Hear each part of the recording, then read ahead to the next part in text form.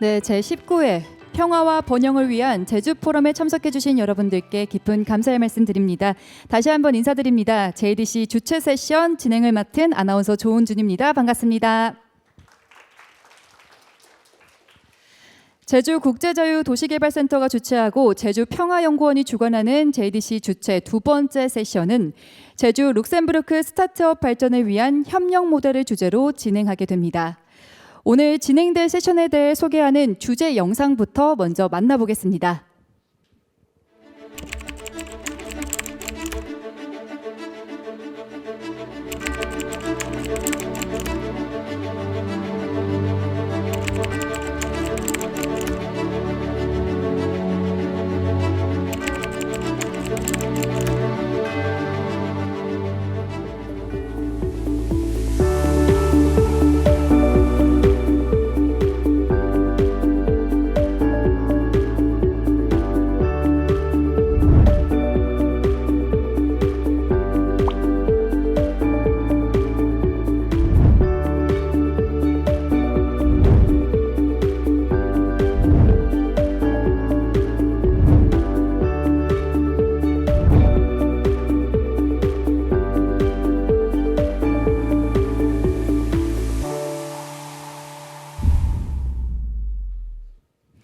네, 저희 JDC는 2019년부터 제주 첨단과학기술단지 내 혁신성장센터 설립을 통해 창업기업, 이 스타트업 육성을 강화하고 있는데요. 룩셈부르크의 테크노포트와 협력을 통해 기업의 상호 시장 간 진출, 그리고 첨단 기술 및 기업 육성 정책 분야의 교류를 도모하여 이 혁신적인 정책을 발굴하는 등 앞으로 글로벌 엑셀러레이터 기관으로 거듭나기 위해 노력하고 있습니다. 이번 세션은 제주와 룩셈부르크에서 정말 다양한 패널분들께서 함께 진행해 주십니다. 두 분의 기조발제와 JDC 제주 첨단과학기술단지와 룩셈부르크 테크노포트의 입주기업 각 2개 업체의 발표를 이어서 들으신 후 심도 깊은 토론을 계속해서 이어가 보도록 하겠습니다. 그럼 첫 번째로 기조발제를 해주실 분을 소개해드리겠습니다. 올리비에 제피르 룩셈부르크 테크노포트 비즈니스 개발 앤 혁신 책임자는 딥테크 운영 전문가로서 유럽 및 국제산업, IDI 컨소시엄에서 활발하게 활동하고 있습니다. 또한 초기 단계의 벤처들이 기술 제품과 관련 상업 전략을 검증하도록 돕는 역할을 하고 있는데요. 그럼 올리비에 제피르 책임자님께서 준비해 주신 룩셈부르크 테크노포트 소개와 더불어 제주 룩셈부르크 협력을 통한 스타트업 육성에 대한 발표를 들어보도록 하겠습니다. 올리비에 제피르, Head of Innovation and Business Development, Technoport S4A. Please come up to the stage and give a big round of applause. 큰 박수 부탁드립니다.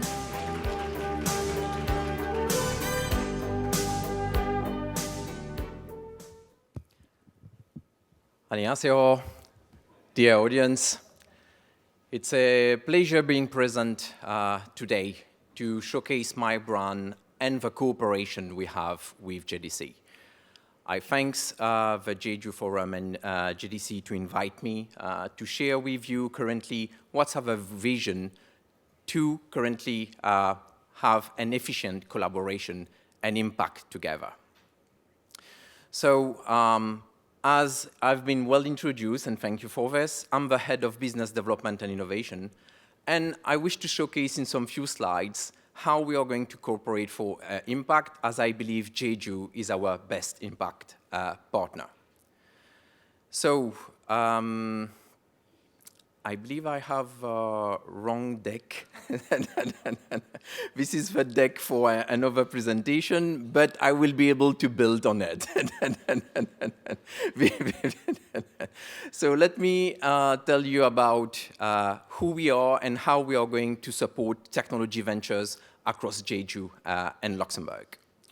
So what we do believe as Technoport has 25 years of operation into technology business incubation. I'm going to share with you what we believe that can make us, Jeju and Luxembourg, going towards technology business effectiveness in terms of incubation. I will share with you about the 5 B2s business effectiveness. What do we mean by this? As a technology business incubator, and sharing with GDC, our mission is to understand what are the meaningful B2B relations for business to understand each other across Europe and Jeju, Korea, and Asia. Our mission statement is to connect companies for understanding which type of commercial trades they are looking forward to. Other than commercial trade, what is the business-to-government relation, which is a key element when you are a foreign company and want to trade with another jurisdictions. How to connect companies for engaging with support policies and given institutions. You have business-to-research components. Yes, we are speaking about deep tech. We are speaking about innovation. If you speak of this, you need to know where to get the good resources. Currently, how to have research centers collaborating with the companies to continue developing the technology assets. And most of all, the link, the B2I, which is the business to investor. Understand that the investor will roll out the initial elements that I have just mentioned before. The investor wants to know what is your B2B substance, how are you speaking to government, and what is your research tech asset. And of course, but not least, the last, business to C, B2C, business to customer. Our mission statement is to connect you with a good PR people so that you reach your target audience. Business is about right time, right party. In some short words, our mission statement collaborating with JDC is to support the midterm impacts for companies, technological maturity, business matching maturity, and administrative maturity. Why are we doing this? Because we believe that with JDC in Jeju and with the partners in Jeju, we can consolidate an effective tech transfer and commercialization partnership. How are we going to do that? Is because we are going to integrate our networks. What are our networks built with? Our networks are built with startups and corporates. And what will be the shared impact about this is how we source technology that is existing in Jeju, South Korea, that may be of interest for Luxembourg and Central Europe, and inversely. What is existing into Technoport, Luxembourg, you are going to have some good example today, and then can be worth matching the business setting here in Jeju and South Korea. I won't repeat research and academic business partner network. This is key to have research and academic to understand deep tech technologies. You must, for an shared effort and impact, involve in early stage technology adopters. Research and academic are the early stage adopters of deep tech technologies. And last but not least again, tech innovation support organization, meaning IP organization, standards and norms, and financial institution. Why? Across Luxembourg, Jeju, South Korea, we need to ensure an IP transfer zone, a safe IP transfer zone, so that we can work under shared standards and technology business entrepreneurs are looking forward to collaborate across this channel. We are culturally different, but we speak the same technology and the same business metric. This is what we want to reach across this partnership. And of course, the idea is to reach the high compliance to any financial organization and support, because what is key to business is about being able to finance early stage technologies. Now I'm going to give you a quick overview. This deck is another deck, but you're going to have a quick overview of what Luxembourg is looking forward exchanging with Jeju and South Korea. We believe that we host a bunch of high-tech and deep-tech technologies into robotics and artificial intelligence. Luxembourg is a lens of space technology data. And we do believe matching both our assets, I believe we will be impactful in the next generation control centers. Let me explain myself what we understand by control centers. Yes, we have automated technologies, but automated technologies still need some human controls at a given level. And this is where the control centers that Luxembourg is using today for satellite can be applicable to other sectors for compliance and standards and delivering standard quality. Today, automation is everywhere. If you look on the right-hand side of this slide, these are use cases that are being deployed today. But what do we lack? We lack some frameworks to be able to do some real-time interactive control. And this is what we can further develop with our partners here from Jeju in South Korea. What I mean by this is that the status of R&D for mobility and automated robots, yes, we have the robots running, but what we need is autonomous processors which can be operated under user-friendly mode. I'm going to further detail that. In Luxembourg, we do have assets under space operations. We do have, for space resources localization and manipulation, we do have experiment areas, analogs facilities. We are operating orbital robotics and testings, yes, but we need to bring that back to terrestrial applications. And what we are looking forward to exchange with Jeju as a partner and JDC is how we can further share technologies to think about maritime cooperation and monitoring. We do believe that Jeju has a set of assets in terms of digital convergence, sustainable energy, UAM, urban air mobility, flying corridors. There's active biodiversity research. There's a microorganism center. And what can we share on a Luxembourgish perspective? Luxembourg, we have a Luxembourg Space Hub, a space data hub, a circular economy policy, a high R&D incentive. Luxembourg is one of the highest in Europe of investment into research, considering the GDP per capita. And what we believe we can do with Jeju, combining our efforts, our space tech data, the technological area where Jeju is going, we can be the potential market reach in terms of business exchange. Consider that I'm considering only the European islands. Only the European islands, it's more than 20 million inhabitants. You're seeing the countries leading out here. Through our European connections, I believe we can be a good bridge to the other incubators, science parks over these islands areas. What do we mean by this? We can make an alignment of Jeju technological assets to space applications and impact.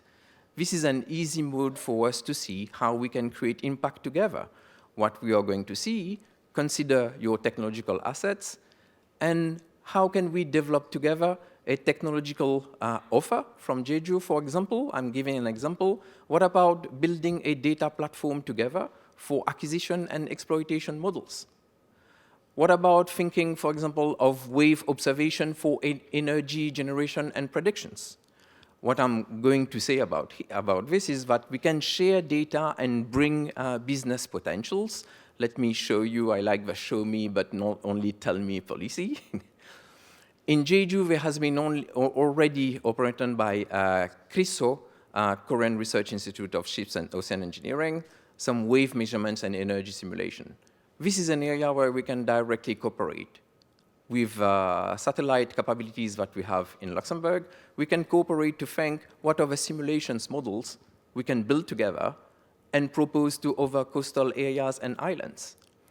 We have the UAM use case. Thanks to JDC, my partner again, we observe the urban air mobility capabilities, and we do believe using space tech data, combining our knowledge, we can build geospatial weather compliance de-risking air corridor. Most of the time when we see the UAM, urban air mobility, we see the flying device, but we need the highway. And I think strategically, Luxembourg and Jeju can collaborate to believe what's going to be the future highway. I showcase some examples about what is existing open space, maritime applications. I'm looking forward to share further. Other areas that we can share is about also artificial intelligence and computer modeling and simulation for digital twins into medical applications. But I'm going to stop here for this presentation right now and further share on the further talk about the collaboration model we can build together. 감사합니다 for your attention. 네, 첫 번째 기조 발제를 해주신 올리비에 제피르 책임자님께 다시 한번 감사드립니다. 네, 두 번째로 기조 발제해주실 분을 소개드립니다. 제주반도체 조영섭 대표님이신데요. 2000년 4월 제주반도체 설립 이후 코스닥 상장, 제주도 단일 기업 수출액 1억 달성 등 업적을 세우며 이 명실상부한 제주도 대출 수출 기업으로 성장하였습니다. 현재 제주 1위 수출 항목도 반도체인데요. 그래서 그런지 이번에 발표가 더욱더 큰 기대가 됩니다. 그럼 조영섭 대표님께서 제주도의 새로운 모습, 반도체 클러스터를 주제로 발표해 주시겠습니다. 박수 부탁드립니다.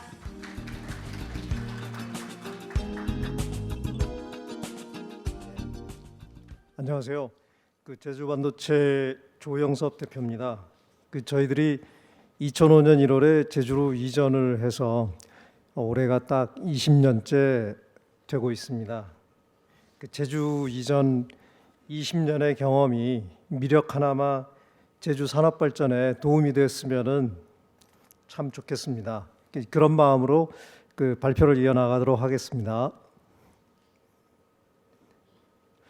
사실 이 내용은 제주도 산업 생태계를 좀 더 전향적인 방향으로 바꿔보자. 지금까지는 관광, 농축산, 최근 들어서 재생에너지 이렇게 한 세 가지 주요 파트로 구성이 되어 있는데, 반도체를 비롯한 첨단 테크 기업들이 제주도로 많이 내려와서 제주도가 첨단 산업 기지가 되는 것을 어떻게 하면 이룰 수 있을까 하는 방안 중에 특히 반도체 부분에서는 어떤 것들이 이루어졌으면은 제주도가 반도체 클러스터가 될 수 있을까, 이런 것들을 한번 제시해 보고자 합니다. 이 내용은 좀 교과서적인 내용입니다. 현재 제주도의 주요 산업 동향은 다들 아시겠지만은 관광, 농축산업, 그다음에 신재생에너지. 그런데 이 오래전부터 제주도가 준비해왔던 이 신재생에너지가 최근 들어와서 산업계를 좀 요동치고 있는 건 사실입니다.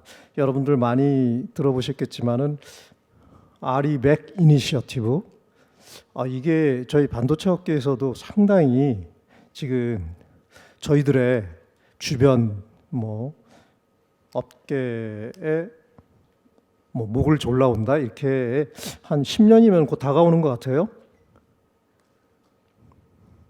그런데 제주도의 산업의 주축을 이루고 있는 관광 산업이나 농축산 산업은 사실 여러 가지 위험들이 있는데, 그런 위험을 좀 분산시키고 산업 전체를 골고루 전체적으로 잘 발전시키려면은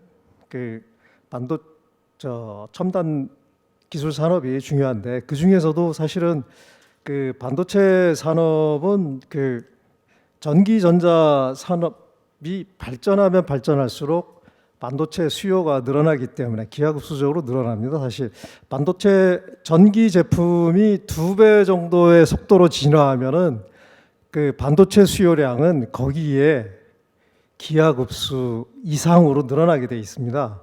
그래서 반도체 산업이 여러 가지 부분으로 구성이 되어 있는데,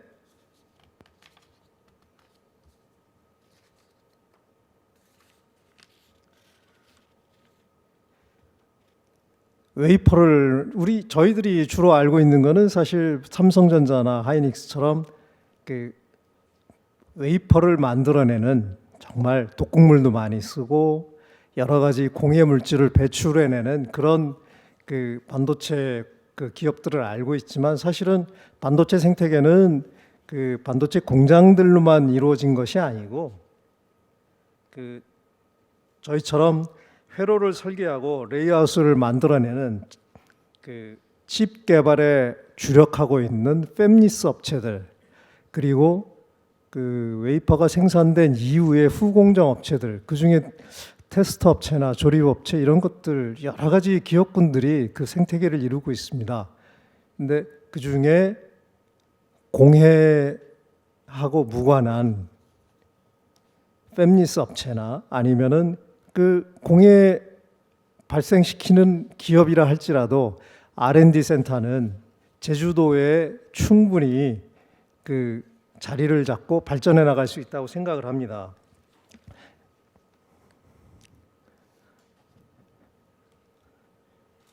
안타깝게도 저희 회사가 제주도로 내려온 이후에 아직까지 반도체 기업이 그 제주도로 이전한 사례는 없습니다. 이거는 제주도가 저희 같은 팹리스 기업들, 무공해 반도체 기업들이 자리를 잡기가 어려워서 못 내려오는 게 아니고 사실은 제주도의 현실을 잘 모르기 때문에 경험을 해보지 못했기 때문에 이렇게 좋은 곳에 못 내려오고 있다고 저희는 생각하고 있습니다.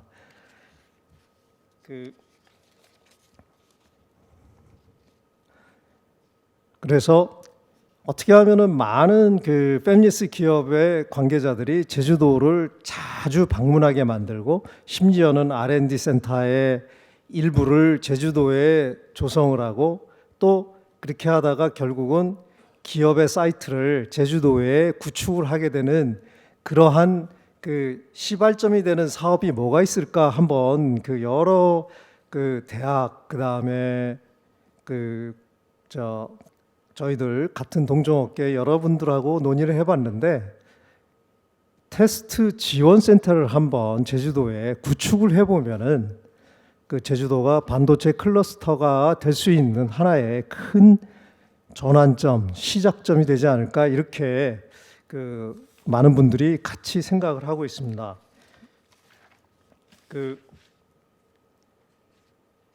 제주도의 그 테스트 지원 센터, 특히 그 반도체 산업은 그 저희와 같은 메모리 반도체를 그 만드는 메모리 기업만 있는 게 아니라 비메모리 반도체를 만드는 기업들이 많습니다. 그 비메모리 기업들을 여러분들 그 시스템 메모리라고 다른 별칭으로 부르고 있는데요. 시스템 반도체. 그 전체 반도체 시장의 3분의 2 정도를 차지하고 있고요. 메모리 반도체는 3분의 1입니다. 그리고 그 팹리스 기업들 특히 이제 그 설계를 하고 그 칩을 개발하는 팹리스 기업의 95% 이상은 전부 시스템 반도체 회사들입니다. 그 시스템 반도체 회사들은 그 제품을 저희들처럼 그 소품종의 다량 생산을 하는 것이 아니고 메모리처럼 다품종의 소량 생산을 하기 때문에 개발 제품이 어마어마하게 많습니다.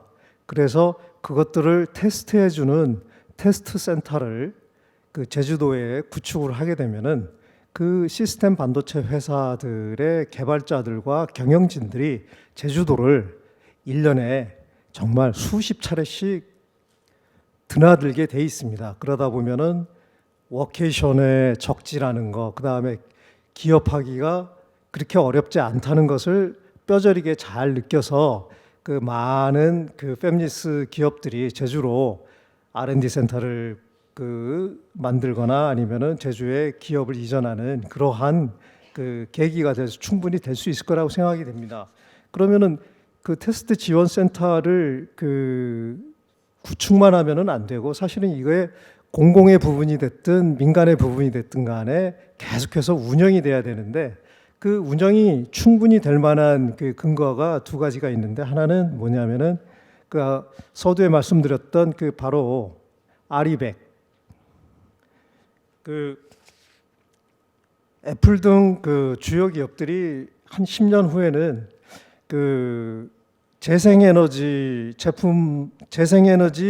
사용 비율이 어느 정도 이상이 안 되면은 공급을 받지 않기로 이렇게 지금 선언을 하고 있습니다. 계속해서 그 국내에서 지금 재생에너지로 만든 전기를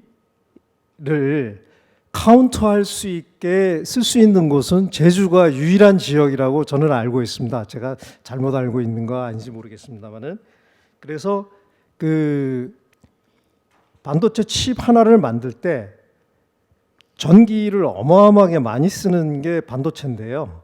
그 칩 하나를 만들 때 재생 에너지로 만든 전기를 얼마만큼 썼는지를 카운트가 가능한 곳. 제주죠. 그래서 제주에 테스트 센터를 하게 되면은 그 수많은 그 칩 제조업체들이 제주 테스트 센터에다가 자기네 물건들을 맡기게 되는 겁니다. 그 다음에 최근에 그 정부에서 팹리스 기업의 그 시장 점유율을 현재는 1% 미만인데 팹리스 기업들의 시장 점유율을 10% 이상으로 올리겠다고 발표를 했고요. 구체적인 방안은 산자부에서 마련하겠다 이렇게 돼 있는데 사실 정부에서 아직 구체적인 방안을 마련해 본 적이 없습니다. 그래서 제주도의 테스트 지원 센터, 즉 시스템 반도체 팹리스 기업들이 신제품을 개발하거나 아니면은 양산을 하게 될 경우에 테스트를 싼 값에 해주는 그런 지원 센터를 구축하는 거. 결국은 산자부나 국가기관에서 테스트 비용을 지원을 해줘야 되는데 그 지원이 있어야만 지속적으로 운영이 되겠죠. 그것은 바로 그 팹리스 제품의 그 시장 점유율을 10% 이상 올리겠다는 정부 그 방침을 실현할 수 있는 여러 가지 방안 중에 가장 그 효과적인 방안이 될 수 있으리라고 저는 믿고 있습니다. 그래서 결국은 결론적으로는 제주도에 그 시스템 반도체 그 팹리스 기업들의 테스트를 지원해주는 테스트 지원 센터를 구축하게 되면은 제주도가 당장은 아니더라도 5년 후, 10년 후, 20년 후에는 그 진짜 많은 그 팹리스 반도체 기업들이 터전을 잡는 반도체 클러스터로 다 태어날 수 있으리라고 생각을 하고 있습니다. 그래서 카본 프리 아일랜드 제주도 외에 진짜 실리콘 아일랜드 제주가 되는 그날이 다가올 것으로 믿고 있습니다. 감사합니다. 네, 조영섭 대표님께서 두 번째 기조 발제를 해주셨습니다. 이렇게 두 분께서 기조 발제를 진행해 주셨는데요. 지금부터는 제주와 룩셈부르크를 대표하는 스타트업에서 발표를 진행해 주시겠습니다. 발표 시간은 기업당 7분입니다. 네 분의 발표가 이어지는 만큼 시간을 잘 지켜주시면 감사하겠습니다. 첫 번째 발표 기업입니다. 주식회사 에이투어스는 오존 발생 없이 하이드록실 레디컬이 함유된 물을 대량 생산할 수 있는 세계 유일의 기술로 인정받고 있습니다. 주식회사 에이투어스 이승섭 대표이사님을 모십니다. 큰 박수 부탁드립니다. 네, 안녕하세요. 방금 소개받은 에이투어스 이승섭입니다. 저희 회사는 저는 이제 에이투어스 대표이사기도 하고 카이스트 교수이기도 하고요. 저희가 이제 에이투어스의 본사는 제주도에 있습니다. 에이투어스 본사가 제주도에 있는 이유는 요즘 제주도와 카이스트가 아주 돈독하게 협력 관계를 이루고 있기 때문입니다. 자, 오늘 말씀드릴 내용은 마법의 물방울을 이용한 공기와 그 물의 정화, 스마트팜 이런 내용입니다. 시작하겠습니다. 모든 사람들이 깨끗하고 안전한 공기 그리고 물 정화 기술 필요로 합니다.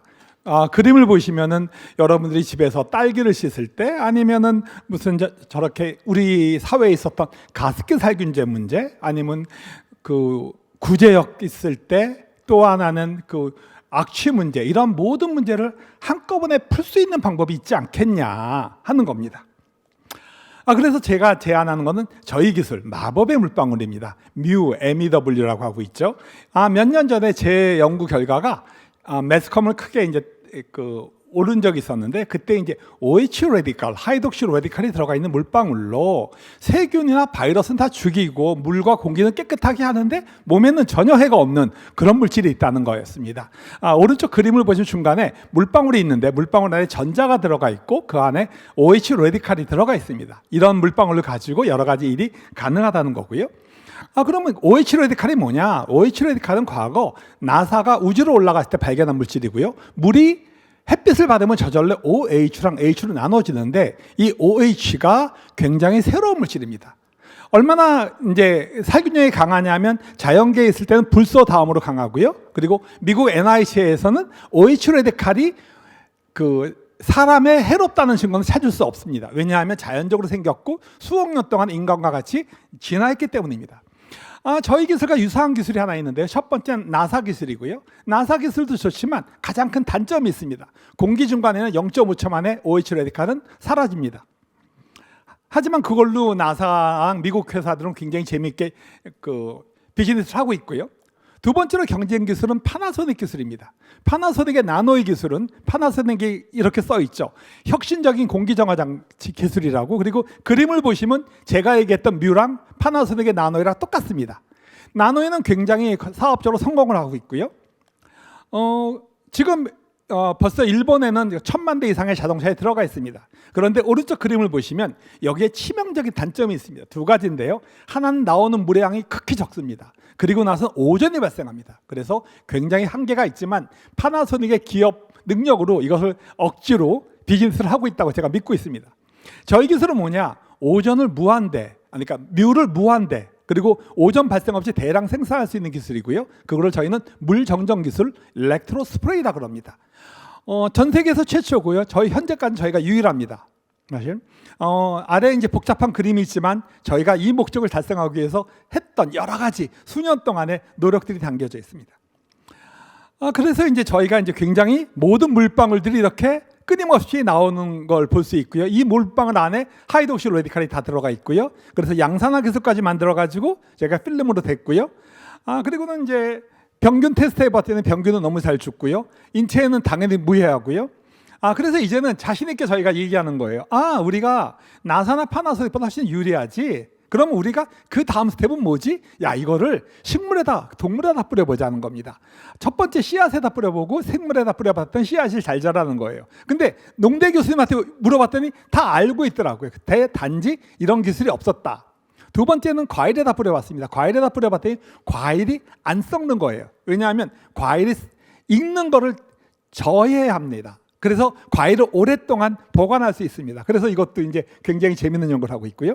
다음에 이거를 또 농약 대신에 뿌려보자는 연구를 지금 한창 하고 있습니다. 또 하나는 여러분들이 아마 수경재배라고 요즘은 땅에서 안 키우거든요. 물속에서 키우는데 물속에서 키울 때 문제가 생기는 게 그 수경재배의 액이 오염되는 건데 저희는 저희 물을 뿌리면 수경재배의 액이 오염되지 않습니다.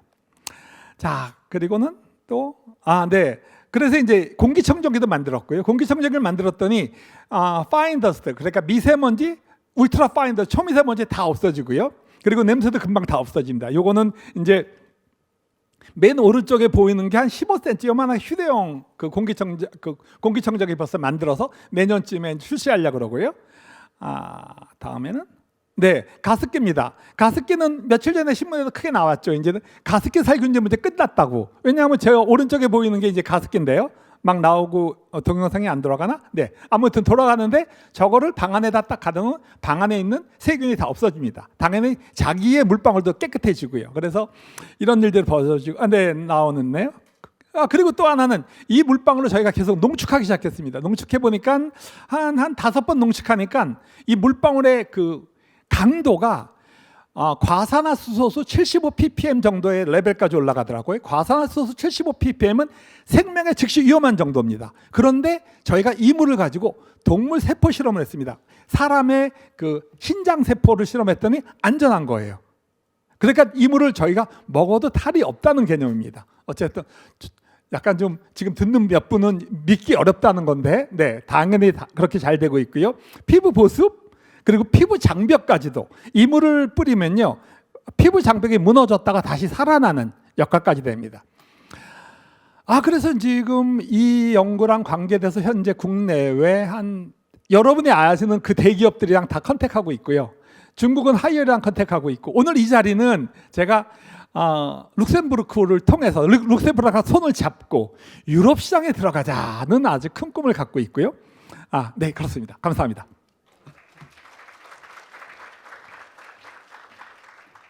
이렇게 소개해 주신 마법의 물방울의 무궁무진한 발전이 더욱 기대가 되는데요. 두 번째 발표 기업은 주식회사 HEI입니다. HEI는 전기차 배터리 시장 내에서 만연한 정보의 비대칭성을 타파하기 위해 산업 내 참가자들과 사용자들에게 더욱 빠르고 쉬운, 그러면서 정확한 배터리 SOH 진단 예측 솔루션을 보급하고 있습니다. 주식회사 HEI 조철우 본부장님을 소개드립니다. 큰 박수 부탁드립니다. Good afternoon, guten Tag, bon après-midi, guten Mittag, and of course, buenas tardes. It's a lot more audience than I expected, so I'm, regretting to have some, I should have had some soju instead of coffee. But anyways, my name's Thomas Cho, head of business at HEI Corporation, a battery health data platform that strives to make a greener today and a safer tomorrow. So, according to Deloitte Research, safety is the #1 concern when purchasing an electric vehicle in China, which is the #1 market in EVs. And it's a #2 concern in Korea and India, and it's also one of the top concerns in other regions as well. So why is this? Well, theoretically, all batteries are subject to fire as they deteriorate, and the risk actually exponentially rises as they age. Also, unlike internal combustion engines, EV fires usually occur during or right after charging, so the fire usually spread to the surroundings, leaving the damage more than just a single loss of vehicle.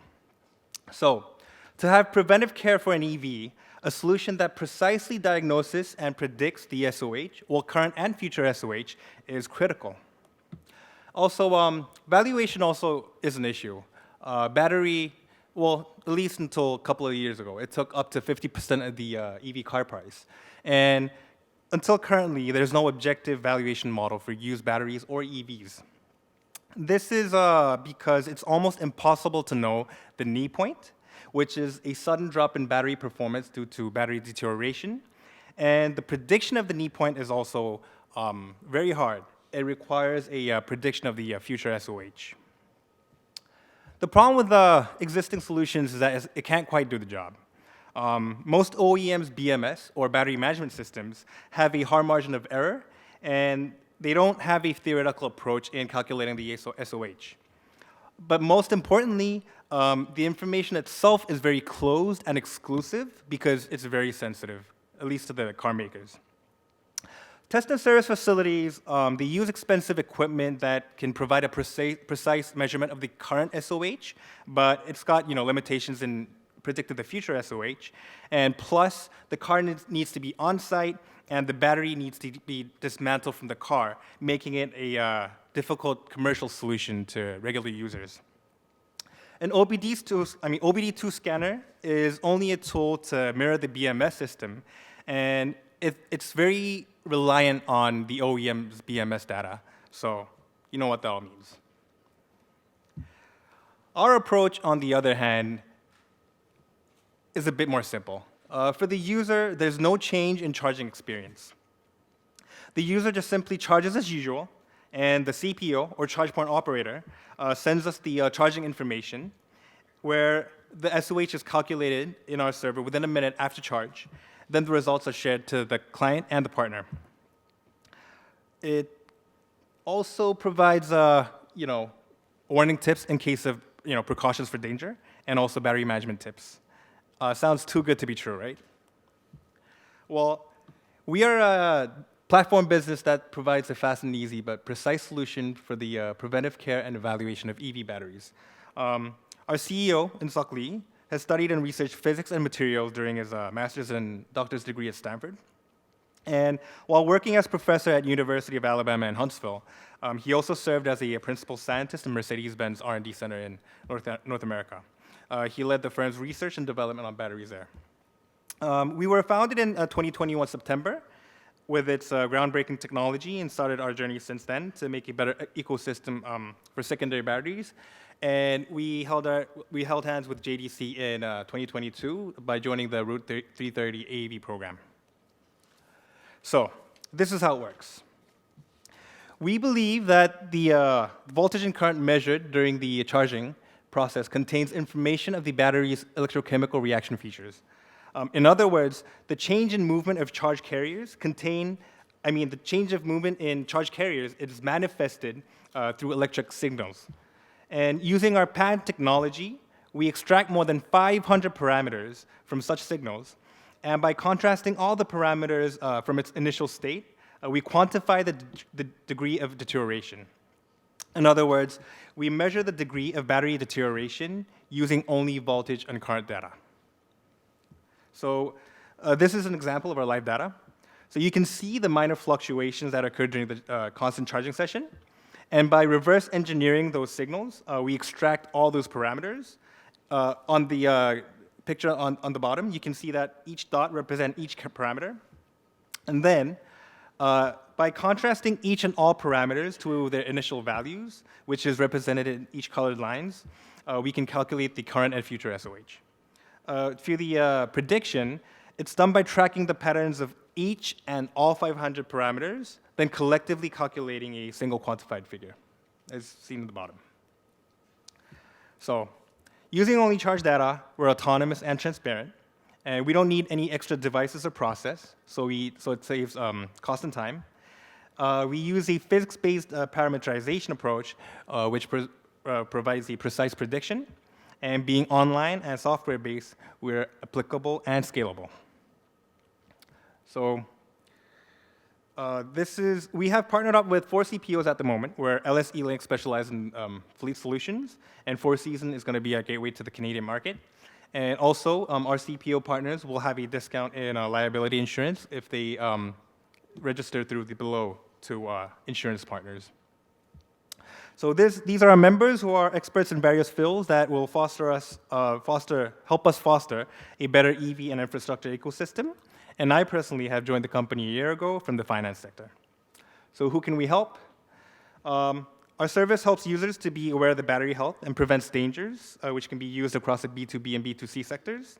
And for used EV sales and battery recyclers, objective and accurate evaluation of the battery helps foster a efficient and transparent environment. And scaled up data naturally leads to industry statistics that can be used across the insurance sector. So meet us in Europe and help us and join us in creating a greener today and a safer tomorrow. Thank you. 네, 박수 부탁드립니다.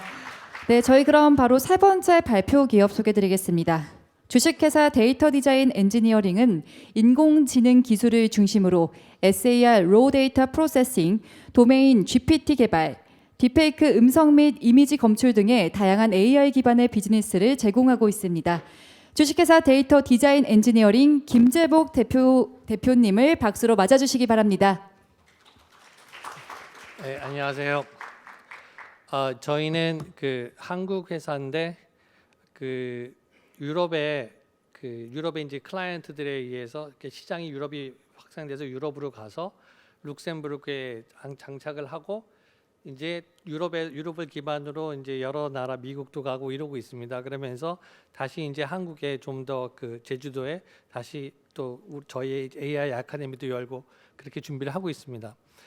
지금 보시면 알겠지만 저희 회사는 그런 어플리케이션 단계보다도 그냥 좀 더 그런 시스템, 그런 이제 하이퍼버스 컴퓨터라든가 이제 어쨌든 그런 컴퓨테이션과 AI가 어떤 적용하는 기술들 중간에 있는 데이터 프로세싱이 즉 파운데이션 모델링이 주라고 보시면 되겠습니다. 그래서 예를 들어서 이렇게 보시게 되면 이제 저희가 뭐 이미지 섹터 그다음에 뭐 자연어 처리 등등이 있는데 이렇게 보시게 되면 맨 앞에 보면 이미지 피처드 임베딩, 쉽게 말하면은 어떤 이미지가 됐건 심지어는 글자까지 그런 OCR 같은 걸 쓰지 않고 그냥 바로 뽑아내는 겁니다. 그것만의 특징. 즉 쉽게 말하면 이제 언슈퍼바이즈드 머신러닝의 일부죠. 그래서 그런 식의 근본적인 그런 기술을 저희가 갖고 있어서 이렇게 보시게 되면은 이렇게 뭐 비전 인스펙션 뭐 이런 데도 들어가고 그다음에 뭐 디텍션 리코그니션 그다음에 2D 이미지를 뭐 3차원으로 바꾸는 거. 특히 이제 보시게 되면 이제 보이스 웨이브 리코그니션 저거는 뭐냐면은 이제 우리 사람 목소리 복제하는 거 있죠. TTS 엔진. 저희가 저기 뭐야 뭐 마이크로소프트 애저 그다음에 뭐 아마존 뭐 이렇게 전 세계 탑들 그다음에 또 하나는 사람 실질적인 성우 목소리까지 집어넣어서 그런 블라인드 테스트에서 저희가 1등을 했습니다. 그렇게 해서 이제 저희가 이렇게 사업을 하고 있고 그래서 보시게 되면은 저 앞에 있는 저런 데이터 아규멘트 저런 것이 이제 저희의 이제 특징 기술이고 예를 들어서 NLP 섹터 같은 경우에도 저희 시멘틱 그런 엔진들이 저런 도메인 GPT가 이제 나오면서 GPT를 실질적으로 쓰기 위해서는 도메인 기업형 그다음에 어떤 분야별 전문적으로 돼야 되는데 그럴 때 그런 거를 생성할 때 쓰는 또 중요한 요소가 돼서 이렇게 보게 되면은 뭐 LLM도 만들고 소셜 모니터링 만들고 뭐 복제 그다음에 어쨌든 그런 뭐 검색 엔진, 그러니까 GPT 기반의 검색 엔진이죠. 이제 그런 것들 만들 때 다 들어가는 기술입니다. 그다음에 이제 수학적 이제 엔지니어링이라고 그러는데 이 부분은 이제 각종 그런 기계공학이라든가 뭐 이제 우리 그 디자인 뭐 기계공학 설계 같은 거 하고 이런 것들을 할 때 뭐 토폴로지라든가 이런 것들 4차원 계산, 특히 우주 이 부분 때문에 저희가 그 우주 스페이스 분야에 진출하게 되고 유럽에 가게 된 계기인데 그런 그 아주 굉장히 연산이 복잡하고 그다음 뭐 그런 것들이 많습니다. 예를 들면 7개월 동안에 그런 스페이스 4차원 설계하는 엔지니어들이 7개월 동안 일하는 작업을 저희가 뭐 5초 만에 끝낸다든가 이제 그런 걸 만드는 그런 거라고 보시면 되겠습니다. 그리고 이제 오늘 저희가 여기서 소개하는 거는 최근에 스페이스 쪽에 저희가 들어가는 저희 이제 그 기술이지만 이제 스페이스 분야에 쓰이는 것들인데 예를 들면은 뭐 세틀라이트 데이터 프로세싱 저거는 좀 이따가 어쨌든 그 동영상으로 이제 보여드리고 여기서 재밌는 게 뭐냐면은 그 스페이스 엣지 디바이스 디벨롭먼트 저게 뭐냐면은 미래는 갈수록 인공위성이 모든 것들이 스스로 작동하는 겁니다. 그 헤비한 데이터를 갖다가 지구랑 보내고 왔다 갔다 하면은 굉장한 그런 그 커뮤니케이션 통신 장비들이 필요하게 되고 그러면 이게 무거워지죠. 그래서 때문에 지금 저희와 거래하는 그 새틀라이트 준비하는 회사들은 그 엣지 디바이스에 들어가는 것들을 저희랑 의논을 하고 그래서 그 인공지능 알고리즘을 거기 녹여내는 거죠. 그 다음에 이제 스페이스 로보틱 저기 재밌는데 이제 인지 로봇이라는 거 들어보셨을 겁니다. 그 산업 현장에서 과거에는 어떤 룰 기반으로 이렇게 가고 1, 2, 3, 4 가던 것들이 지금은 이제 한 번에 풀 스크린으로 얘를 다 이해를 해서 자기가 그 상황에 따라서 움직이면서 하는 그런 걸 합니다. 특히 그 로봇에서 제일 중요한 게 정밀할 때 이 틸팅 기울기 이런 걸 미리 자기가 계산해서 가서 딱 정확하게 잡아야 되잖아요.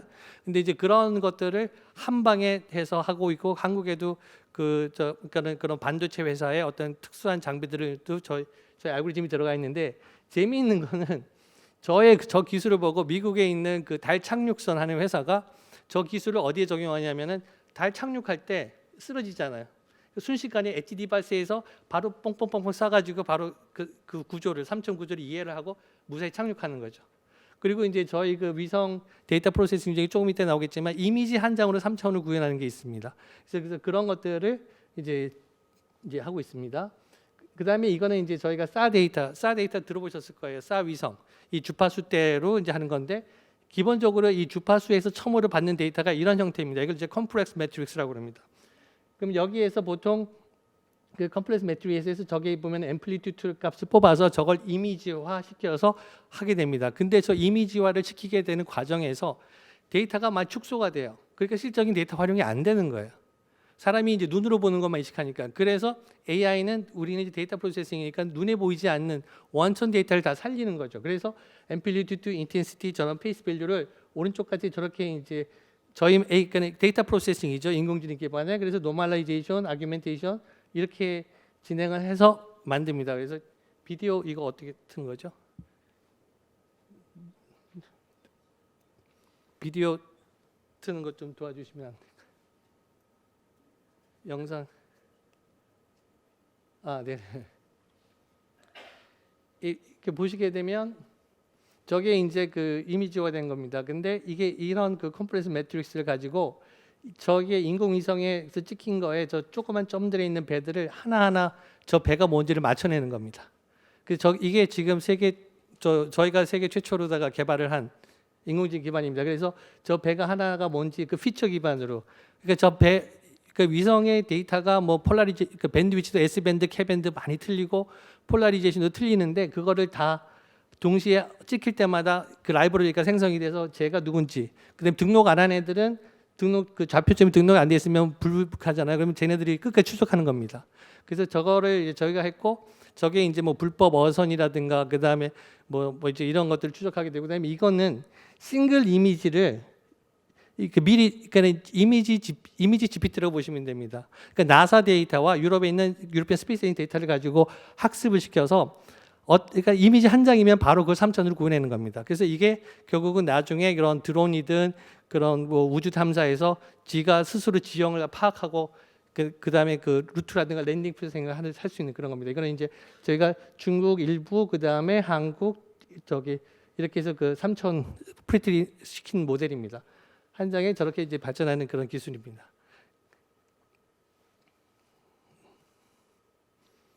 예, 그래서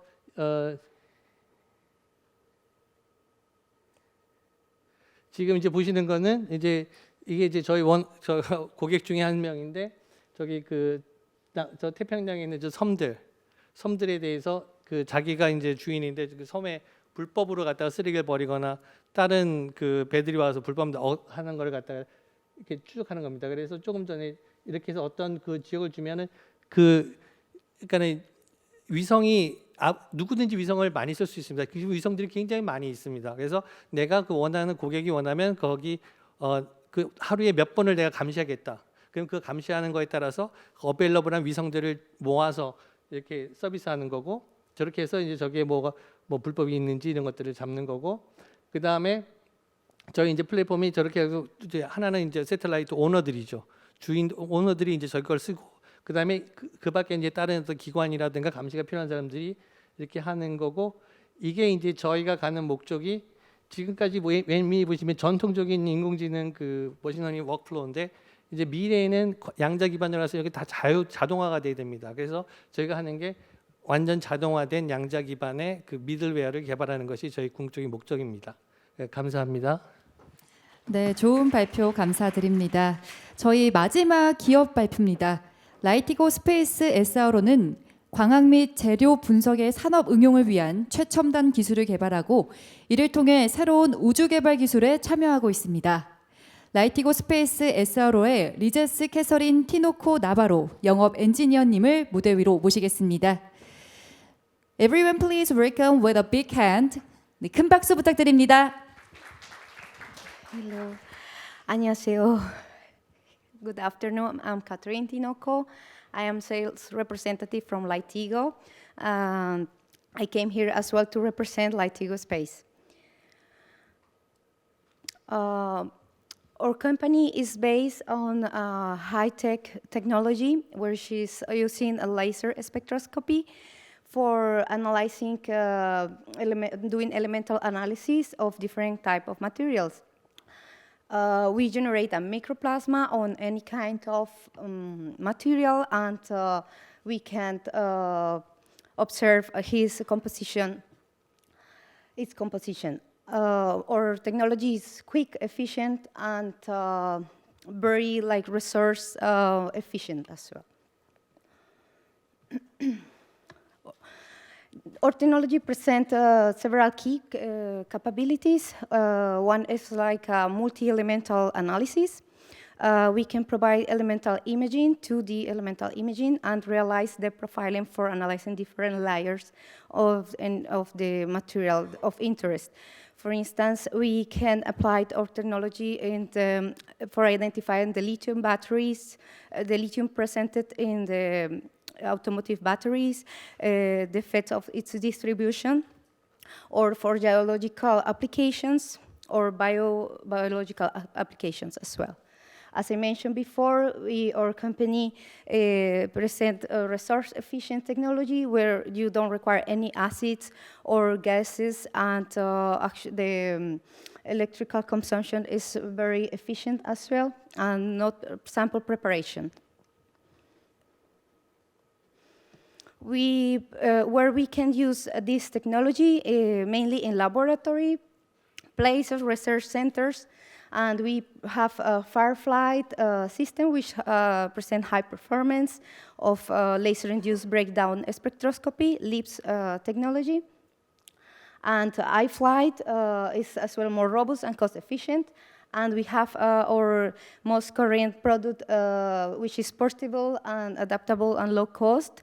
This product is 10 kilo, and you can adapt it to robotic arm or on drones, or is perfect for a space application, and which led us to create our subsidiary company with help of Technoport from Luxembourg called Litigo Space. So these are some of the characteristics of the Firefly.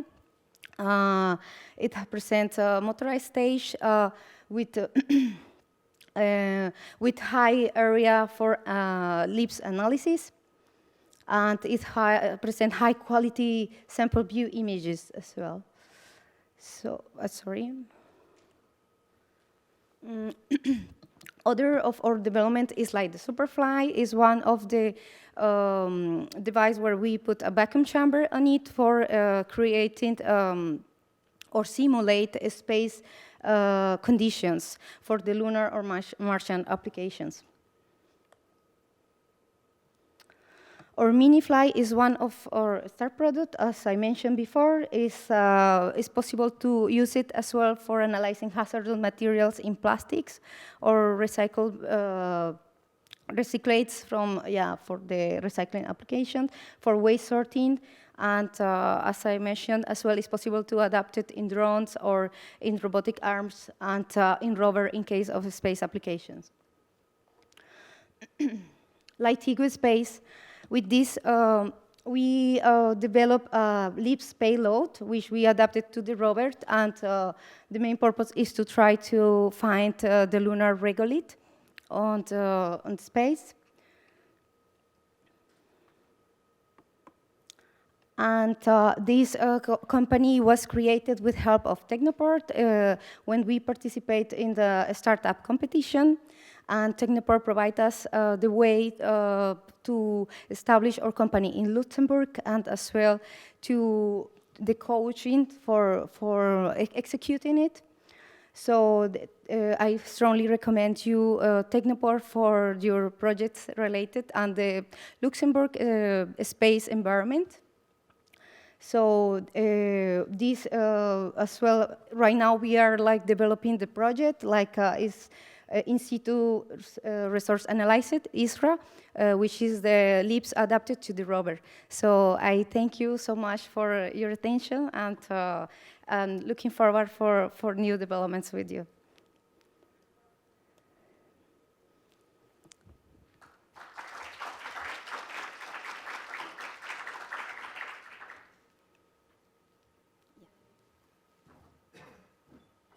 네, 이렇게 JDC와 룩셈부르크 테크노포트가 지원하는 각국의 유망 스타트업 4개의 기업 발표를 잘 들었습니다.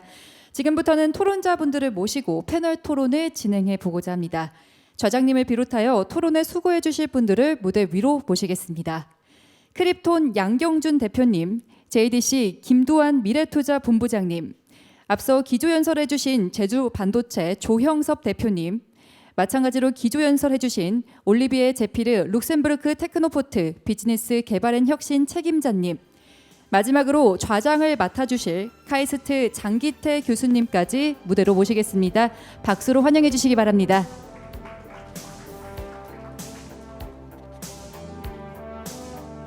네, 그럼 장기태 교수님 토론 진행 부탁드리겠습니다. 예, 안녕하세요. 소개받은 카이스트 장기태입니다. 예, 오늘 이렇게 뜻깊은 자리에 좌장을 맡게 돼서 너무 감사드리고요. 저희 카이스트는 2019년도부터 JDC하고 같이 혁신성장센터에서 제주 첨단 과기단지의 이제 창업 벤처기업들을 유치하고 그 창업 벤처기업들을 육성하는 업무를 같이 진행해 왔습니다. 저희가 이제 진행을 하면서 우리나라 이제 창업 벤처기업들이 가지고 있는 가장 큰 챌린지, 도전 분야를 바라봤는데요. 그게 이제 여기서 성장을 하게 되면 더 큰 시장을 찾아서 세계로 나가야 되는 그런 챌린지를 직면하게 됩니다.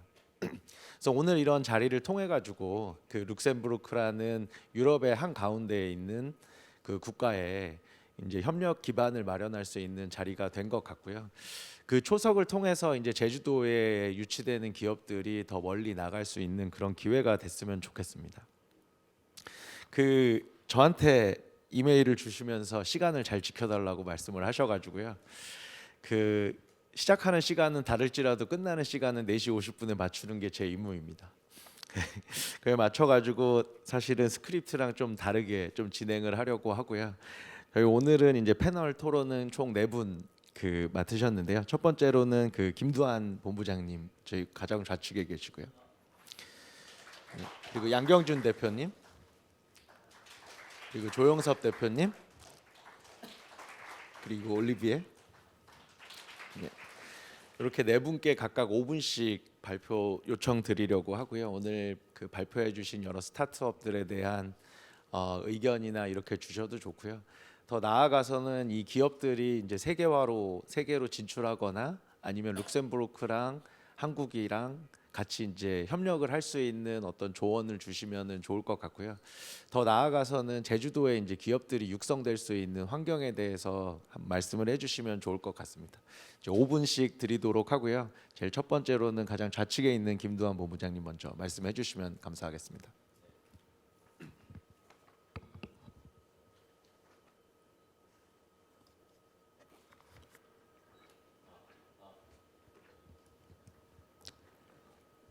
제가 그 테크노포트를 처음 찾아갔던 게 이제 2년 전으로 거슬러 올라갑니다.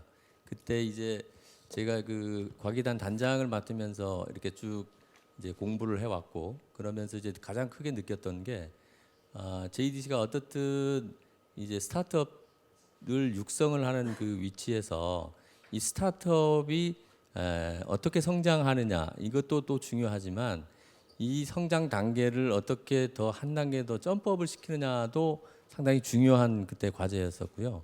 그때 그래서 이제 저희 내부에서 이제 고민스러웠던 거는 어쨌든 졸업을 시키고 나서 이 후속 조치 같은 것들도 매우 중요하다, 그런 생각을 좀 했었고요. 그래서 우연한 기회에 어떤 룩셈을 알게 됐고, 이 룩셈부르크가 유럽의 그 아주 그 주위의 강대국으로 둘러싸여 있는 아주 작은 국가임에도 불구하고 2000년서부터 아예 국가 경제 전략을 완전히 근본적으로 바꿔버리는, 그 전에는 이제 제철, 철강 중심의 이 그 중화학 이런 산업에서 우주, 뭐 스페이스, 그 다음에 핀테크 뭐 이런 쪽으로 이 국가 전략을 완전히 지금 바꾸는 것들을 좀 경험을 하면서 특히 이제 그 혁신의 어떤 마인드가 굉장히 강했었고요. 그래서 우리 기관이 좀 더 JDC가 좀 더 한 단계 더 성장을 하고, 그 성장의 그 기본은 결국 우리가 국제화를 더욱 그 주도적으로 가야 되는 것 같다. 그 다음에 우리 기업들이 좀 더 한 단계 더 점프업을 할 수 있고, 역으로 생각하면 유럽에서 아시아 마켓으로 충분히 가려고 한다면 결국 선택지는 일본과 한국일 수밖에 없다라는 그 결론에 도달을 했고요. 다만 일본이 갖는 가장 이제 그런 문제가 있습니다. 이 해일이라든가 그다음에 원자력 문제, 발전소의 문제. 근데 이 유럽 분들은 아마 이 그 핵이라든가 그다음 자연재해에 아주 근원적인 공포를 갖고 있어서 그렇게 본다면 일본보다는 한국이 뭐 여러 가지 측면에서 유력하다. 그 중에 뭐 저는 제주가 갖는 강점이 분명히 어필할 수 있다라고 생각을 했고요. 그런 과정 우여곡절을 거쳐서 작년에 저기 파리에서 양기관의 이제 협업을 더 하려고 하는 MOU를 체결을 했고, 그해 11월에 이제 서울에서 우리가 추천하는 기업 2군데, 그다음에 이제 테크노포트에서 추천한 기업 2군데 국제 세미나도 이런 거쳤습니다. 다만 이제 저희들이 이제 앞으로 좀 더 좀 강화해야 될 점이라고 그러면 지금 우리가 육성하고 있는 이 스타트업들이 이 시장에 대한 그런 어떤 도전성 이런 것들이 상당히 좀 아직 부족한 게 있고요. 그다음에 또 하나는 우리 그 지금 산업육성실을 중심으로 우리 직원들의 기본적인 역량도 더 이렇게 업을 시켜야 되는 그런 이제 2가지 문제가 좀 있습니다. 그래서 저희 파트너인 그 올리비아하고 얘기를 했던 게, 그러면 올해부터 이 정례화를 하자, 이 포맷을. 그래서 상반기에서는 제주 포럼에서 양 기관이 공동으로 이제 주최를 하고, 그다음에 하반기만 10월이나 11월 정도 될 것 같은데요. 룩셈부르크에서 열리는 이런 유사한 그런 컨퍼런스나 이런 것들이 있을 때 우리 JDC가 육성하고 있는 스타트업들을 데리고 가서 이런 피칭도 해보고, 또 그런 선진 테크 기업들이 어떤 지금 트렌드로 움직이고 있는지를 이런 것들을 좀 부딪히게 하면서 이런 것들을 좀 역량을 좀 높게 쌓아보자. 그리고 마찬가지로 이 첨단 단지를 이제 책임지고 있는 우리 직원들의 역량도 좀 높일 필요가 있지 않겠냐. 뭐 하여튼 그렇게 해서 이제 출발을 했던 거고요. 저는 뭐 JDC가 지금까지는 아주 그 좀 뭐라 그럴까요? 이제 법에 정해져 있는 20년 동안의 그런 프로젝트만 했다면 지금부터는 좀 더 국제화를 향한 그런 분야로 방향으로 좀 더 힘을 쏟아야 될 것 같고 그런 차원에서 저희들이 내일 이제 이첨단도 지금 착공을 합니다만 첨단 산업 단지의 밸류를 좀 더 높이는데 그리고 그 기업들 저희와 같이 이제 육성을 하려는 그런 기업들이 정말로 세계를 향해서 나갈 수 있는 그러한 어떤 플랫폼 역할을 저희 JDC가 꼭 해내겠다는 말씀을 드리면서요. 앞으로 여러분들이 좀 우리 JDC가 지금 가려고 하는 방향에 대해서 좀 더 공감을 해주시고 좀 더 서로 힘을 합해주셨으면 고맙겠습니다. 예, 본부장님 감사합니다. 본부장님 말씀은 이제 글로벌화라는 건 기업의 도약의 기회고 한 번에 점프업을 할 수 있는 여러 기회가 마련될 거다. 그 관점에서 이제 룩셈부르크랑 그 JDC가 플랫폼이 되어서 외국 기업의 유치 그리고 우리 기업이 바깥으로 나가는 것에 대한 모습을 그리는 정례화된 어떤 모임을 가진다고 말씀을 해주셨고요. 다음으로는 양경준 대표님 말씀 주시면 감사하겠습니다. 네, 크립토는 올해로 그 24년 차를 맞이하는 국내 이제 최장수 엑셀러레이터라고 이제 평가들을 해주시고요. 저희가 2018년도부터 그 지역 창업 생태계 활성화를 그 주창을 하기 시작했습니다. 그런데 오늘 이제 이 포럼에서 그 JDC와 룩셈부르크 테크노포트가 이렇게 연결되는 걸 보는 게 너무 이제 반가운 이유가 저희가 제주도에서 그 제주 적합한 사업 모델을 이제 스터디를 하면서 제주도에 가장 적합한 산업 중에 하나가 우주 산업이라고 저희는 이제 확신을 하고 당시에 제주도에서 이제 우주 산업들을 발굴을 하기 시작을 했는데요. 그 2018년이 어떤 해냐면은 국내에서는 아직 그 정부가 우주 산업 육성 정책을 만들기 전입니다. 국내에서 정부가 우주 산업 육성 정책을 만든 게 2020년이고 저희는 2018년도에 두 가지 이유 때문에 우주 산업을 육성을 해야 된다고 저희는 확신을 했는데 첫 번째가 이제 우주 산업은 다들 아시는 것처럼 저희는 국가 경쟁력이 좌우되는 산업이기 때문에 이거를 더 이상 때를 늦출 수가 없다 이런 판단이었고 두 번째가 여러 가지 이유 때문에 제주도가 우주 산업이 국내에서 가장 최적인 그 지역이기 때문에 제주도를 중심으로 우주 산업 육성을 해야 되겠다라고 판단을 했는데 전 자본시장에서 일을 하지만 당시만 하더라도 그 투자업계에서는 대한민국에서 우주 산업 안 된다 이랬거든요. 그래서 저희가 이제 해외에서 방법을 찾다가 찾은 나라가 룩셈부르크였습니다. 당시 2018년도가 룩셈부르크가 우주 산업을 이제 국가 정책으로 전략 산업으로 육성을 하기를 결정을 하면서 LSA라고 하는 룩셈부르크 스페이스 에이전시가 처음 만들어진 시기였는데 저희가 룩셈부르크로 일부러 날아가서 제안을 한 게 뭐냐면 한국도 우주 스타트업이 없지 않다. 다만 한국은 아직까지 국가적으로 육성할 수 있는 때가 아니니 우리가 한국에 있는 기업들을 발굴해서 룩셈부르크에 연결해주면 한국도 좋고 룩셈부르크도 좋지 않겠냐라고 이제 제안을 했고 룩셈부르크 너무 그 부분을 환영했던 거죠. 그래서 저희가 2019년도에 제주도에서 투자한 컨택이 그렇게 룩셈부르크 현지 법인이 만들어진 겁니다. 그리고 그 기업이 2023년도에 이제 코스닥에 대한민국 우주산업 1호 상장을 이제 하게 된 거고요. 그래서 그런 과정에서 우주 산업을 중심으로 해서 룩셈부르크와 제주도 JDC가 연결되는 건 너무 그 바람직한 일이라고 생각하고 특히 룩셈부르크가 이제 올리비에가 또 잘 설명해 주셨지만 굉장히 재미있는 나라인 게 미국은 나사가 우주 산업을 독점을 하고 유럽은 유럽 연합이 각 국가들이 그 우주 산업을 이제 그 역할 분담을 하는 방식인데 룩셈부르크가 되게 재미있는 게 나사의 네트워크와 유럽 연합의 네트워크를 다 땡겨 놓은 나라예요. 그래서 우주 산업을 육성하기가 너무 좋은 환경이기 때문에 우주 산업을 시작으로 룩셈부르크와 연결되는 건 너무 좋다고 생각하고 한 가지 더 말씀드리고 싶은 게 본부장님께서 얘기하셨지만 룩셈부르크는 굉장히 작은 나라입니다. 원래는 지금보다 땅이 훨씬 컸는데 주변의 유럽의 열강들이 계속해서 일종의 룩셈부르크 땅을 이제 뺏어와 갔던 거죠. 그래서 그 작은 나라가 살아남을 수 있는 방법이 하나밖에 없었어요. 연결이거든요.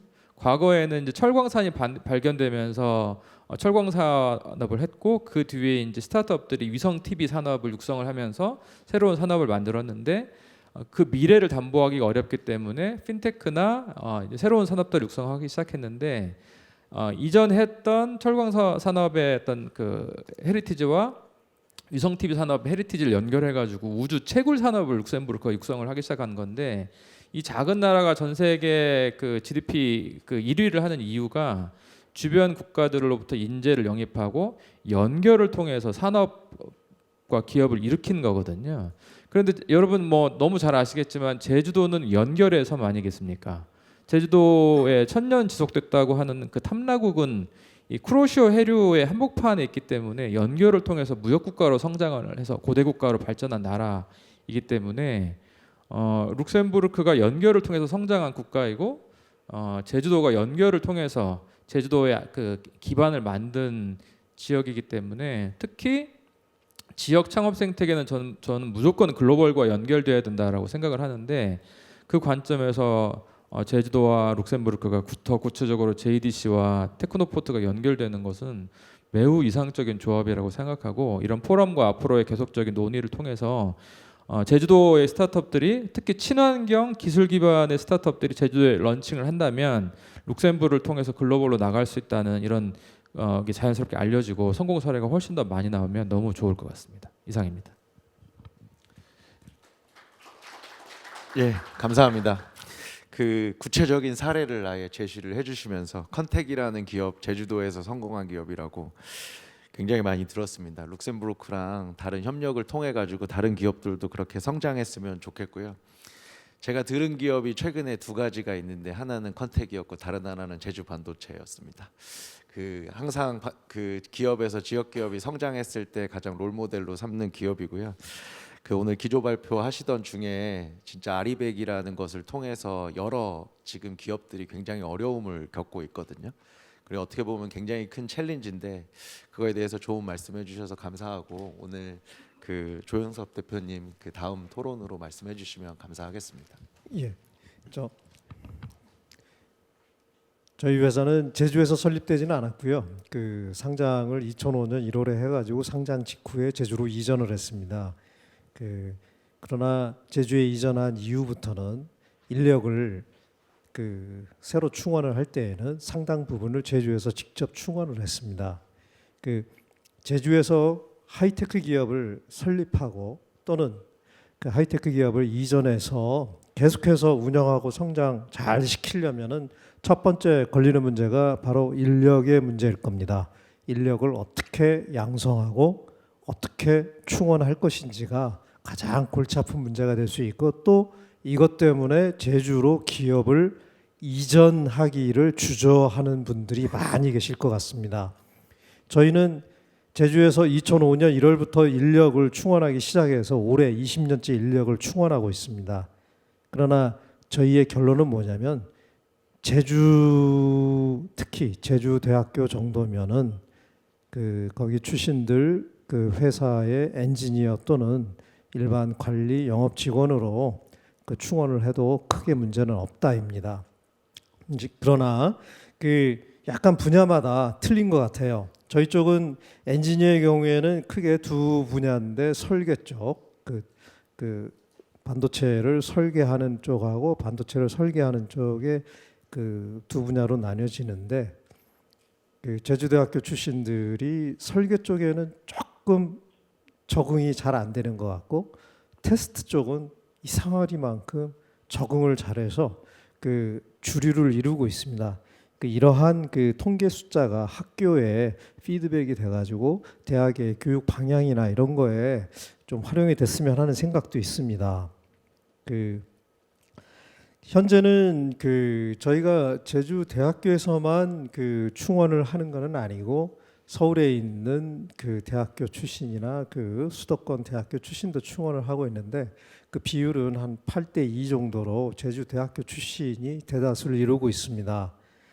다만 좀 안타까운 점들이 약 한 5년 전부터 발생하고 있는 건 사실입니다. 사실 저희 욕심으로는 제주대학교가 국립대학이 아니고 사립대학이었으면 하는 생각은 있는데 그걸 바꿀 수는 없겠죠. 기업의 현장하고 대학 교육이 좀 더 긴밀한 관계가 맺어졌으면 하는데 아직까지는 거기까지는 이루어지지는 않고 있는 것 같습니다. 그래서 사실은 학교를 졸업한 신입 사원들은 한 2, 3년간 안타깝게도 인터넷 강의나 아니면은 연구소에서 하는 좀 더 저렴한 그런 강의들을 들어야만 되는 그런 현실입니다. 그러나 수도권에 있는 대학 중에 일부 설계 또는 테스트 쪽에 좀 특화돼서 교육이 이루어지는 대학교 출신들은 저희가 채용한 뒤에 교육의 노력이 조금 덜 들어가는 그런 이점이 있습니다. 그런데 저희가 기업을 운영하는 사람으로서는 사실 의리만 가지고 쭉 회사 운영하기는 쉽지는 않을 겁니다. 사실 저도 이제 나이가 60이 넘어갔는데요. 제주도 내려올 때는 40대 초반이었지만 지금 벌써 60이 넘었습니다. 그럼 제가 은퇴하고 나서 저는 제주도에 대한 의리, 애정이 아주 강합니다. 그렇지만은 저의 바톤을 이어받는 저의 후배들이 그 의리가 계속 이어질지 저는 자신을 못합니다. 그렇다고 하면은 제주대학교도 좀 더 분발을 해줬으면 하는 게 이 자리에 대학교 교수님들께서 계시는지 모르겠는데 하나의 바람입니다. 그렇지만 결론은 뭐냐면은 저희의 20년 경험은 제주도에서 하이테크 기업에 필요한 인력을 양성하고 충원하는 데에는 크게 문제점이 없습니다라고 감히 말씀드립니다. 이상입니다. 예, 대표님 감사드립니다. 다른 이제 측면에서 또 조언을 해주셨는데 결국은 기업이 성장하려면 좋은 인력들을 유치해가지고 성장을 하는 게 가장 필요하고 그 기업들이 성장을 하는 과정 중에 이제 글로벌화도 될 수 있고 그리고 상장도 바라볼 수 있다고 판단이 들고요. 또 주신 조언 중에 저도 이제 학교에서 학생들을 가르치다 보니까 기업에서 변화는 엄청나게 빠른데 제가 가르치던 강의 노트가 그렇게 빨리 변하느냐에 대한 생각을 다시 한번 해보게 됐습니다. 그래서 그런 부분들은 좀 유념해서 저도 학교 교육에 좀 사용하도록 하고요. 그리고 룩셈부르크 여행은 다녀와봤지만 이렇게 그러한 창업 생태계랑 그런 생태계들이 있는지는 오늘 발표를 통해서 이제 처음 알게 됐고요. 그러면서 좀 어떻게 보면 여기 제주도에서 이제 유치하고 성장하는 기업들이 이제 기회로 바라볼 수 있는 어떤 창구가 될 수 있다는 그런 잠재력을 좀 확인할 수 있었습니다. 그와 관련해 가지고 올리비아, can you address some comments on the companies here and collaboration in the future? Thank you for giving me the floor, and thank you to the panelists for putting up my brand, the Technoport, to explaining what advantage there is in Luxembourg. I didn't have to do it myself, and this is what shows partnerships, because I didn't have to show the advantages there, what there is in us collaborating. And this is my invitation to the startups companies which has been presenting today. Already, thank you for the very clear presentation for the 4 companies. And what I do believe through our collaboration with JDC, what we can share is about strategic technology business intelligence. Is the business intelligence, we will share it regarding what is achievable impacts regarding the resources we have in this organization. What I want to mean here, in each project I saw, there are several elements that we can share to know how we can create impact. The impact comes at several levels. which are the other business parties in Luxembourg and around our neighbors in Luxembourg, which can be meaningful for the business which has been presented. I can start back. I did took up some notes. I'm very sorry with my jet lag not to be able to remember all the names and all elements which has been presented, but quickly I will go, but strict to the point. When I investigated about the presentation of A2S, and I'm seeing clearly what's the deep tech assets we have in it. And my point is to know where are the point of deals for other B2B players that I can reach in Luxembourg? Who can be potentially the other research centers or other corporate research which can currently absorb the technological asset you're proposing in their use case? Several use cases have been presented, but still we need to know where the low-hanging fruit is. The low-hanging fruits, because we are limited in resources as a startup, the low-hanging fruits, this is what will support the company to grow up. And to come back to my counterpart, Duhan Kim, what has been presented, this is what we want to exchange with JDC. Clearly seeing each use case companies presenting what is transferable. And this is where I believe our partnership, understanding norms and standards for quick transfer is key for internationalization. I believe this is what we should looking forward to share together. And I do follow up from HEI, and thank you again for the clear presentation and straightforward. Yes, again, the key point being also policy. Most of the time in business, as an humble business engineer myself, I concentrate on the business point, investment point, yes, straightforward presentation, but this business case is anticipating policy. It's looking ahead, and this is our interest sharing with our partners. Having the good product and right time is key.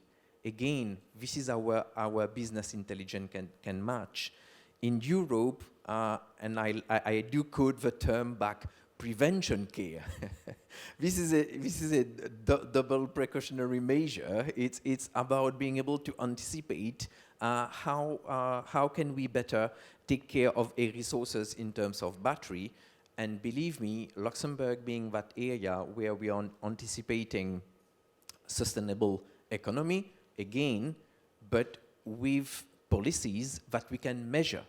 We want to be able to know how we can rely on this technology so that insurance partners can go in.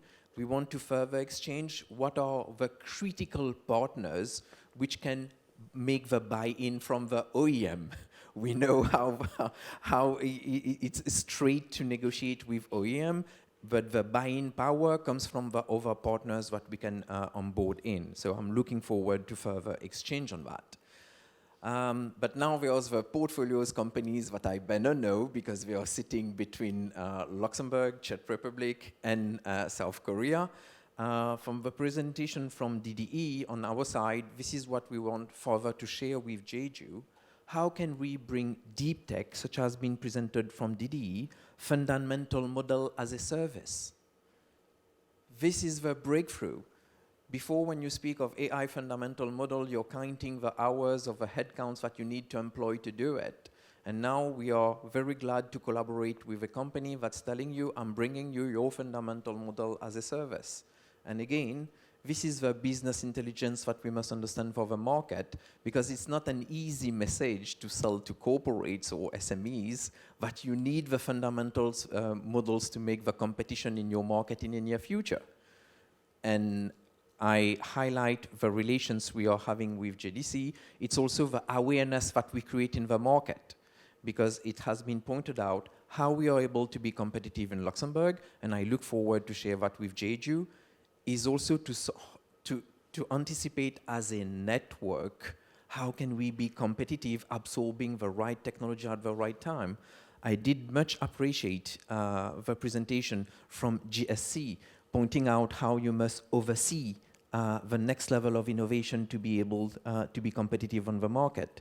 Yes, green computational power is coming soon, and green semiconductors is going to be potentially a near future. How to be ready for that? And the same thing, how are we going to be ready for AI?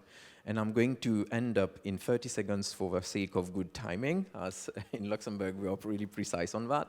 Lightigo is a company, and Catherine, thank you, has presented it well, is a very interesting use case where you are seeing the flexibility we are asking to business. This is a big challenge we are asking to Lightigo. We already have a very competitive terrestrial technology. Their terrestrial technology is being delivered into labs today in Central Europe, and they even have a partner in South Korea.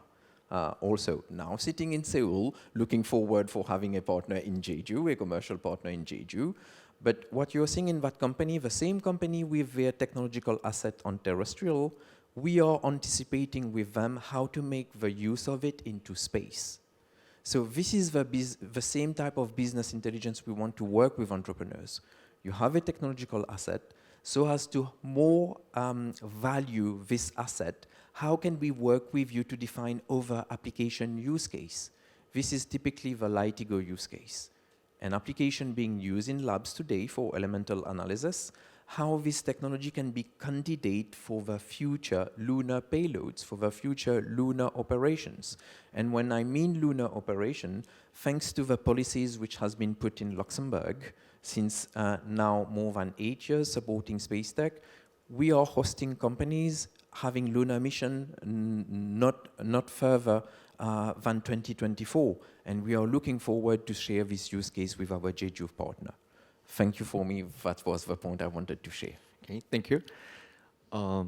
그 전반적으로 각 회사들의 좋은 의견 주셨고요. 결국 종합적으로 말을 해보면 각 회사들이 가장 하이텍의 비즈니스를 하고 있는데 이제 그것들을 각 연결해서 유즈 케이스를 만들고 그것들을 각국에 적용하다 보면은 레슨들이 생길 텐데 그것들이 결국은 여러 글로벌 시장에 진출하고 적용할 수 있는 그런 트랜스퍼러빌리티, 그러니까 적용 가능성을 보여주면 그게 결국은 시장을 열고 나아갈 수 있지 않을까 생각이 되고 그게 이제 한국 그리고 제주도랑 룩셈부르크랑 하는 어떤 콜래보레이션, 그러니까 협력의 향후 모델이 되지 않을까라는 의견으로 저는 이해를 했고요.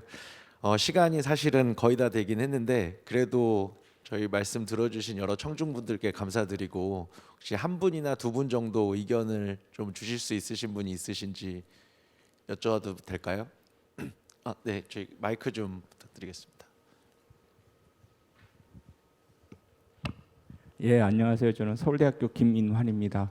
우리 조영석 대표님 오랜만에 뵙게 돼서 아까 20년 되셨고 제주에 대한 나의 사랑이 과연 언제까지 이어질까에 대한 걱정까지 해주셨는데 최근에 모든 산업과 관련된 거는 아까 그 밸류체인과 관련된 것들이 굉장히 많고 제주 반도체의 밸류체인도 굉장히 있을 텐데 그동안에 왜 추가적인 제2의 제주 반도체나 이런 기업 유치와 관련된 게 아예 시도조차 없었는지 아니면 그러한 그 좀 안타까운 생각이 들어서 20년 동안 해왔으면 중간에 굉장히 많은 그 도지사님 도하고의 어떤 소통이라든가 이런 것도 더 많았을 테고 그리고 대학하고의 여러 가지 것들도 굉장히 많았을 텐데 그러한 것들이 안 됐던 이유가 혹시나 외부적인 제주도나 어떤 이러한 정책적인 의지가 약화된 건지 도리어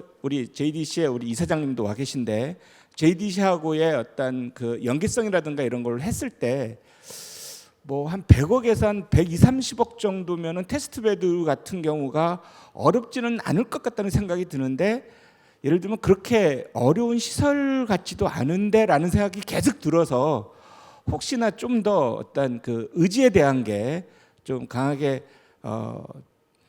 제주에 있어서 가장 수출이 큼에도 불구하고 그러한 대접이라고 하기엔 좀 그렇지만 역할에 대한 것들이 좀 미흡하지 않았나는 생각이 드는데 그에 대한 코멘트 좀 부탁드리겠습니다.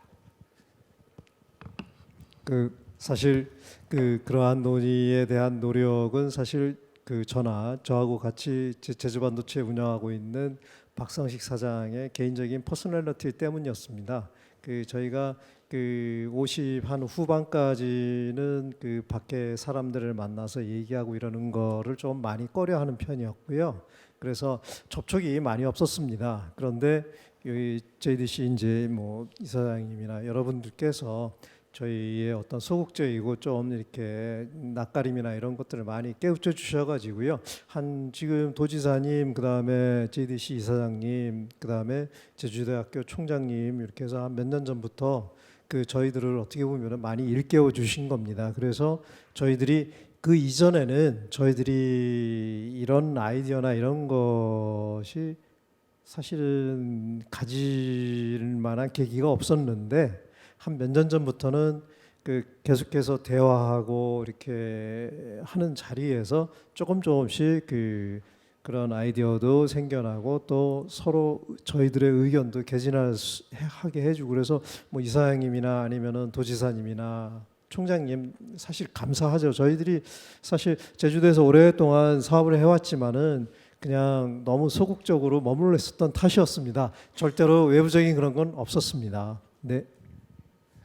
예, 그리고 제주 반도체 중심으로 해서 산업 육성 관련된 질문 주셔서 감사드리고요. 답변도 감사드립니다. 오늘 그럼 세션은 여기서 마무리하도록 하겠습니다. 들어주셔서 감사합니다.